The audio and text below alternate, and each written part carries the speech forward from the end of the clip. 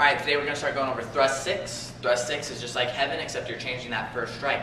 Understanding as you go into more advanced stick work, you can liberate it. You don't have to follow those exact patterns, but you can start adding different follow-ups. You can add abanicos, redondos, all those different things to your stick work.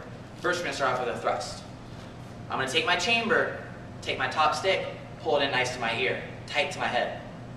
When I do thrust 6, I'm going to use my feet. I'm going to step with it. So as I go, I'm going to take a full step with my right. In actuality, I just be thrusting in. I just stab through and do my head. Notice I'm pulling back to this chamber. So I step, thrust.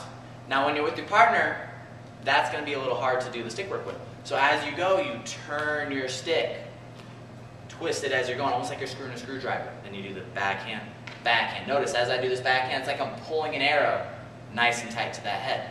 Then I take the next step and turn, thrust, backhand, backhand. Notice I'm not pulling back to the thrust this time because when you go backwards, you go forward twice, back twice, you actually go backwards just with regular heaven 6. So it looks like this from the side. I start with the thrust, full step as I'm thrusting, twist, 2, 3, pulling the arrow back, step, thrust, 2, 3. Since I just went forward twice, now I go backwards twice. Step back, regular heaven 6, regular heaven 6.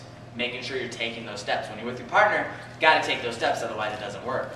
So I will be going forward first. I take that full step, noticing I'm turning my stick as I go. That way, it makes it an easy hit. Step, turn. Then Mr. Kyle's going to go forward. 1, 2, 3, 4, 5, 6. 1, 2, 3, pulling the arrow back. 4, 5, 6. 1, 2, 3, 4, 5, 6. There's moving.